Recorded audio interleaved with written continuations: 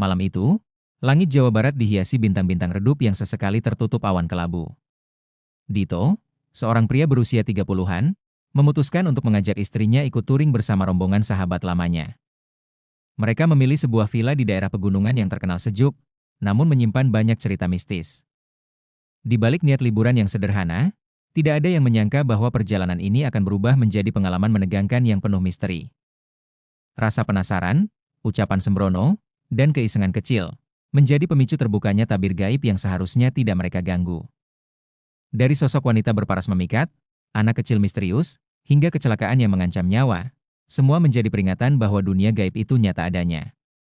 Sore hari itu, rombongan touring Dito akhirnya tiba di sebuah villa tua yang terletak di pinggir hutan pinus.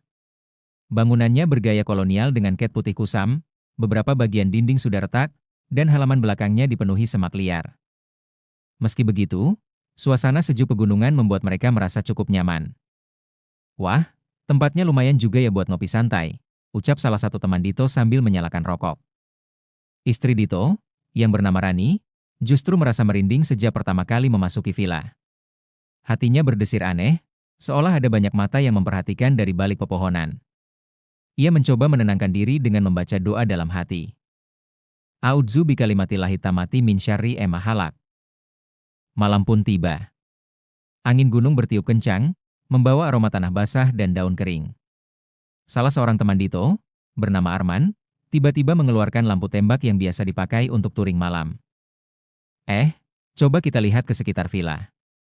Katanya sih tempat ini angker, ucap Arman setengah bercanda. Dengan cahaya putih yang kuat, Arman mengarahkan sorotan lampu ke pepohonan di belakang villa. Awalnya hanya terlihat batang pohon pinus yang menjulang tinggi. Namun ketika sinar itu bergeser ke arah pagar tua yang berlumut, semua orang yang melihat langsung tercekat. Di sana, di balik pagar yang setengah roboh, tampak sosok perempuan berambut panjang dengan wajah pucat dan tubuh semampai. Ia mengenakan kain jarik usang, namun aura keanggunannya begitu kuat, seolah seorang wanita bangsawan tempo dulu. Gila, cantik banget, bro, celetuk salah satu teman Dito dengan nada tak sopan, bahkan menyebutkan kata-kata bernuansa syahwat. Rani langsung menegur dengan nada keras, astagfirullah. Jangan asal ngomong, bisa jadi bukan manusia. Namun ucapan itu terlambat. Perempuan itu menoleh dengan tatapan tajam yang penuh amarah.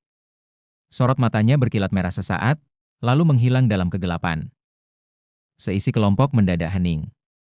Jantung berdegup kencang, udara semakin dingin menusuk tulang. Dito buru-buru mengajak semuanya masuk kembali ke villa dan mengunci pintu. Malam itu, tak ada yang benar-benar bisa tidur nyenyak. Sesekali terdengar suara langkah kaki berlari di halaman, pintu berderit sendiri, bahkan ada suara anak kecil tertawa lirih di luar jendela. Rani kembali menutup tubuhnya dengan selimut, sambil berbisik doa-doa perlindungan. Ia yakin, ucapan teman Dito tadi telah membuka pintu yang seharusnya tidak disentuh. Dan benar saja, peristiwa menyeramkan itu hanya awal dari teror yang lebih besar. Pagi itu, rombongan touring bersiap pulang setelah semalaman dihantui suasana mencekam. Wajah mereka pucat, mata sembab karena kurang tidur. Hanya suara angin pegunungan yang terdengar, seolah ikut menertawakan rasa takut yang menjerat mereka. Udahlah, jangan dibesar-besarin.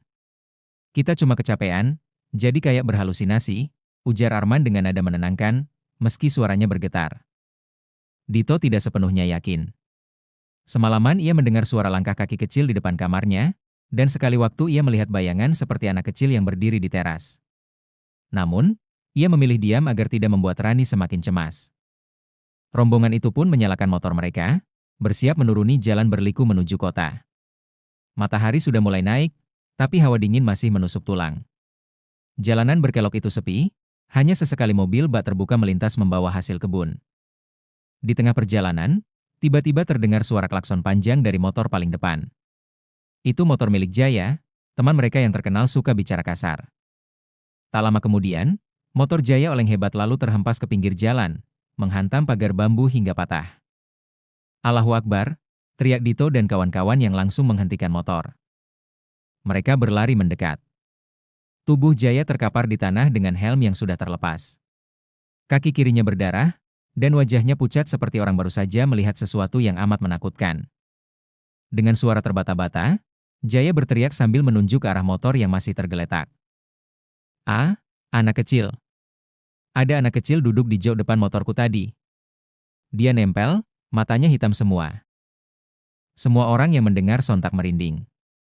Suasana menjadi hening, hanya terdengar deru napas panik mereka. Rani langsung istighfar berkali-kali, berusaha menenangkan diri. Salah satu teman mencoba memeriksa motor Jaya. Dan benar saja, di jok depan masih ada bekas basah seperti tapak kecil, seolah anak-anak habis duduk di sana.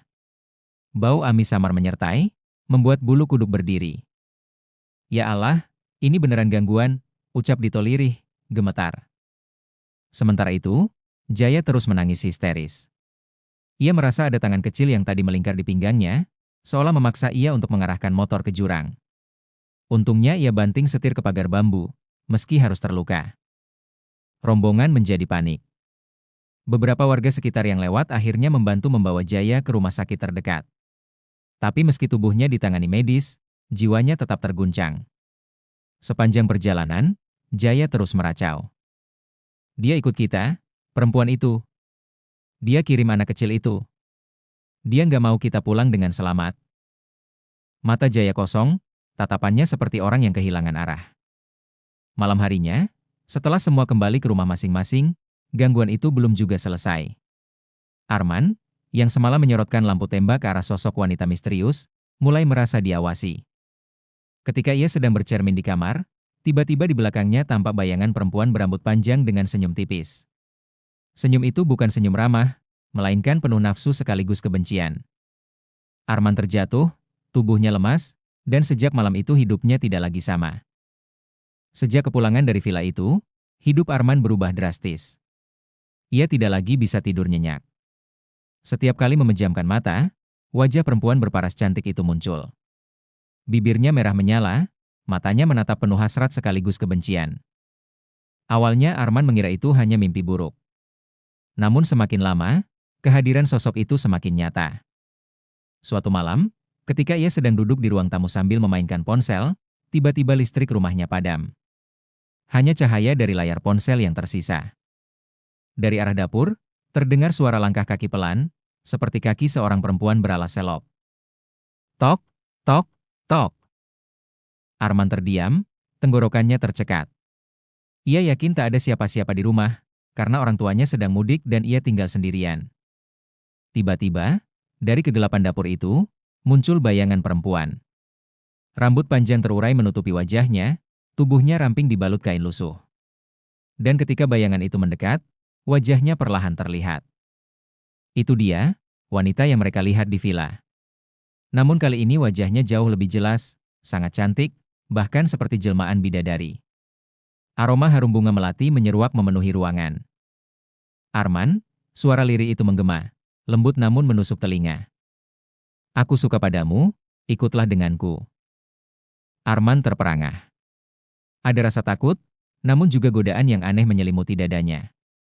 Jantungnya berdebar kencang, tubuhnya gemetar, tapi seolah ada energi gaib yang menahannya untuk tidak lari.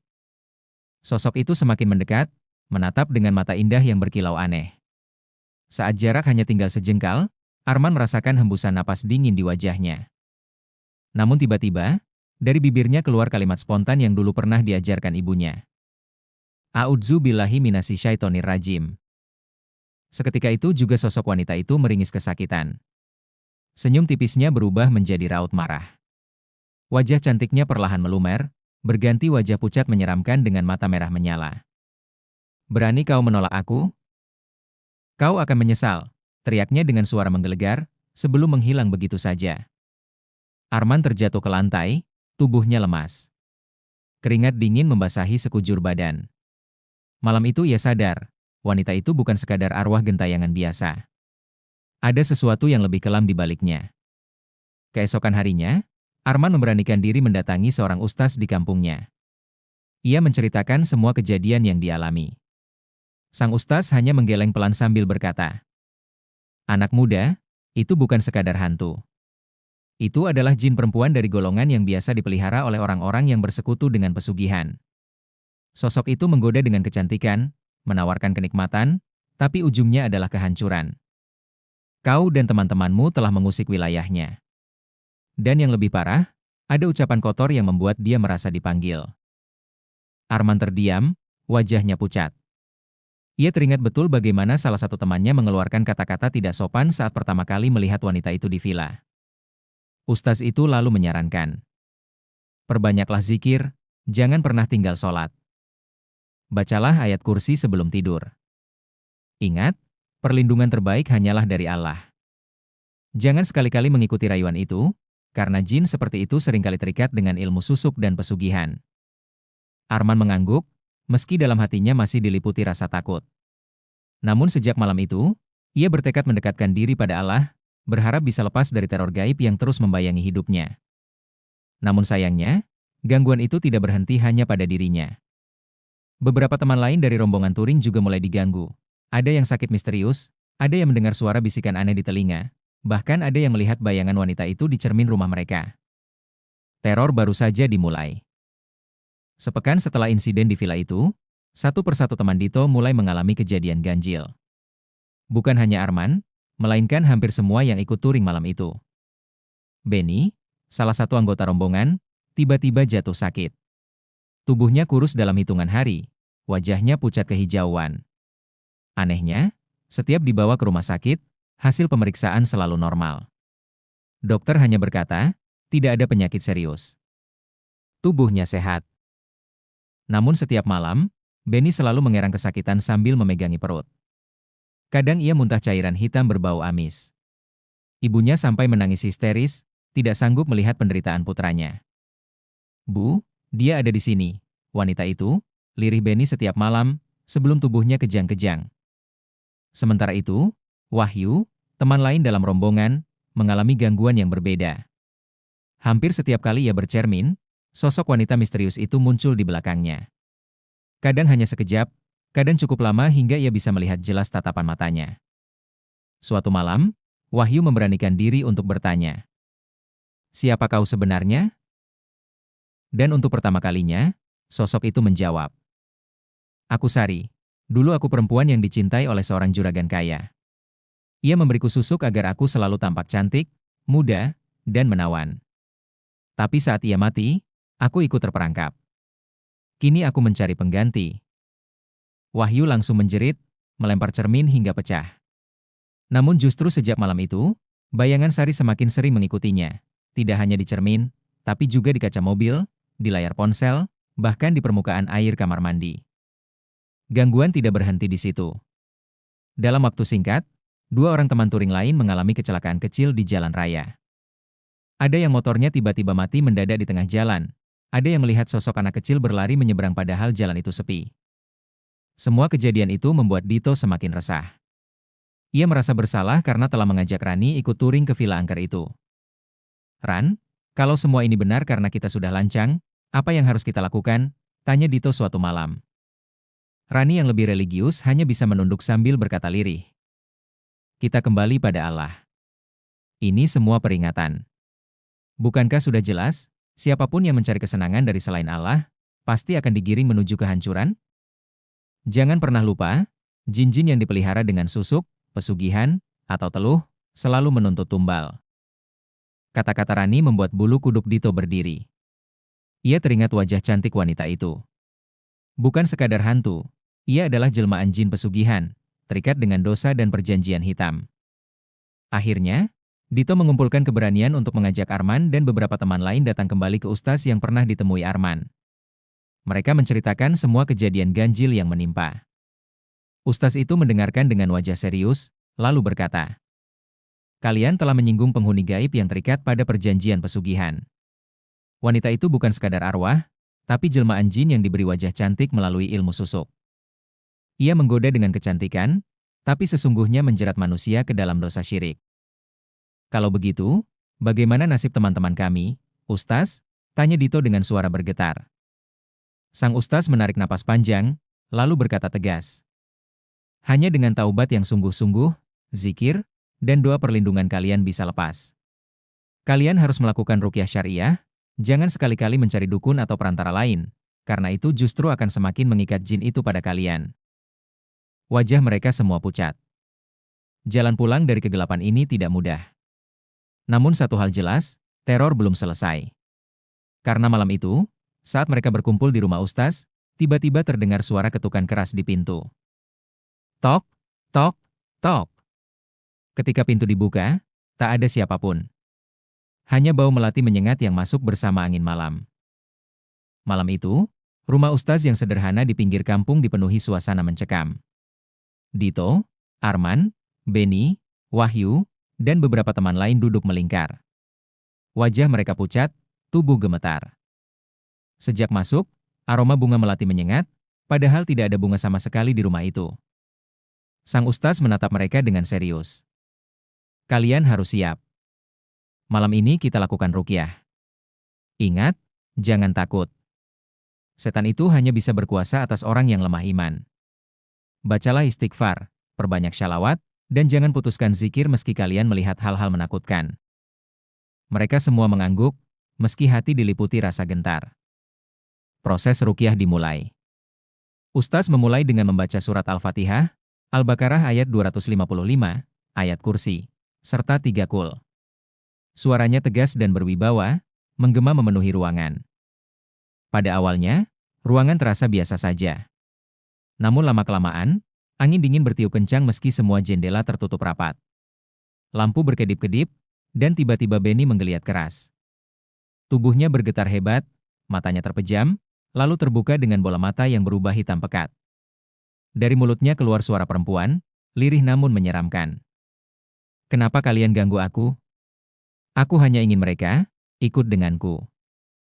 Semua orang terperangah. Suara itu jelas bukan suara Beni. Ustaz tetap tenang, lalu melanjutkan bacaan Al-Baqarah ayat 102 tentang sihir. Beni berteriak melengking, tubuhnya membentur-bentur lantai. Dari sudut ruangan, samar terlihat sosok wanita berambut panjang berdiri. Wajahnya cantik luar biasa, namun sepasang mata merah menyala menatap tajam ke arah mereka. Aku Sari, dulu aku hidup dengan susuk dan pesugihan. Aku tak rela ditinggalkan juraganku yang mati. Kalian sudah memanggilku dengan ucapan kotor itu, sekarang kalian harus ikut denganku, teriaknya dengan suara bergema. Ustaz berdiri, mengangkat tangan, dan membaca doa. Hasbiyallahu la ilaha illahuwa, alaihi tawakaltu wa huwa rabbul arsyil azim. Seketika, sosok Sari menjerit keras. Wajah cantiknya perlahan meleleh, berganti rupa menyeramkan, kulit pucat penuh luka, gigi tajam, dan lidah panjang menjulur. Rani, istri Dito, tak kuasa menahan tangis. Ia merapatkan mukena yang dipakainya sambil terus melantunkan tasbih. Arman yang paling sering diganggu tiba-tiba merasakan tubuhnya berat, seolah ada sesuatu yang menempel di dadanya. Ia hampir tak bisa bernapas. Dengan sisa tenaga, ia membaca syahadat berulang kali. Dan pada saat itulah, beban itu seolah terangkat. Sari semakin menjerit, tubuhnya memudar. Suara tangisnya bercampur dengan amarah. Kalian akan menyesal. Aku akan kembali. Namun Ustaz dengan lantang membacakan Al-Hasyr ayat 21-24, ayat tentang kebesaran Allah. Sinar lampu yang tadinya meredup kembali terang, dan sosok Sari pun lenyap perlahan, meninggalkan aroma melati busuk bercampur amis. Suasana hening. Semua terdiam, tubuh lemas seolah habis berlari jauh. Beni terkulai, napasnya kembali normal. Wahyu menunduk, menangis. Arman menggenggam tasbih pemberian ibunya, sementara Dito meraih tangan Rani erat-erat. Ustaz menutup dengan doa. Ya Allah, jauhkanlah anak-anak muda ini dari tipu daya setan, lindungilah mereka dengan cahaya MU, dan jadikan pengalaman ini pelajaran agar mereka tidak lagi melupakan MU. Semua mengaminkan dengan air mata. Sejak malam itu, gangguan mulai berangsur hilang. Namun bekas ketakutan itu tidak pernah benar-benar lenyap dari ingatan mereka. Dito dan teman-temannya sadar, apa yang mereka alami adalah peringatan keras. Jangan pernah meremehkan ucapan, jangan pernah bermain-main dengan hal gaib, dan jangan mencari kesenangan melalui jalan sesat seperti pesugihan atau susuk. Karena sebesar apapun godaannya, hanya Allah satu-satunya tempat kembali dan meminta perlindungan. Sejak malam ruqyah itu, hidup Dito dan teman-temannya berubah. Mereka tidak lagi berani berbicara sembarangan, terutama tentang hal-hal gaib. Rani, yang sejak awal sudah merasakan firasat buruk, kini semakin tekun dalam ibadah. Ia selalu mengingatkan Dito untuk tidak pernah jauh dari Al-Quran. Beni yang sempat sakit parah akhirnya pulih perlahan. Namun ia selalu teringat rasa sakit yang membuatnya hampir putus asa. Ia sering berkata kepada ibunya, "Kalau bukan karena doa, mungkin aku sudah mati dalam keadaan buruk." Wahyu, yang kerap diganggu melalui bayangan di cermin, kini menutupi semua cermin di rumahnya dengan kain putih. Ia tidak lagi berani menatap bayangan dirinya terlalu lama. Dalam hatinya, ia selalu mengulang zikir. La haula wa la quwata illa billah. Arman, yang hampir terjerat oleh pesona wanita jelmaan jin itu, menjadi orang yang paling berubah. Ia kini rajin sholat berjamaah di masjid, mendekatkan diri pada ustaz, bahkan sering memberi nasihat kepada teman-temannya agar tidak lagi bermain-main dengan dunia mistik. Sementara Dito, ia menyadari satu hal penting, semua kejadian itu adalah peringatan dari Allah. Ia teringat firman-Nya dalam surat Al-An'am ayat 128. Hai golongan jin, sesungguhnya kamu telah banyak menyesatkan manusia. Ayat itu seakan menjawab pengalaman yang mereka alami. Jin, apalagi yang terikat dengan susuk, pesugihan, dan teluh, hanyalah jalan setan untuk menjerumuskan manusia ke dalam syirik. Malam di villa itu menjadi saksi bahwa satu ucapan sembrono dapat membuka pintu gaib yang seharusnya tidak pernah diganggu. Dan kecantikan semu dari jin betina itu hanyalah jebakan yang membawa kehancuran. Kini, setiap kali mendengar kabar tentang orang yang mencari jalan pintas lewat pesugihan, Dito dan teman-temannya hanya bisa menggeleng. Mereka tahu betul, kesenangan sesaat dari setan akan dibayar dengan penderitaan panjang. Hidup mereka kembali normal, meski bekas ketakutan itu tidak akan pernah hilang. Namun satu hal pasti, mereka tidak lagi takut pada jin, hantu, atau teror gaib. Yang mereka takuti hanyalah murka Allah. Karena sesungguhnya, perlindungan terbaik hanyalah zikir, doa, dan kembali pada Sang Pencipta. Jangan pernah meremehkan ucapan. Jangan pernah bermain-main dengan hal gaib. Jangan sekali-kali mencari kesenangan melalui jalan pesugihan, santet, susuk, atau teluh. Semua itu adalah jalan setan yang menjerat manusia pada syirik. Hanya Allah tempat berlindung, hanya Allah tempat kembali.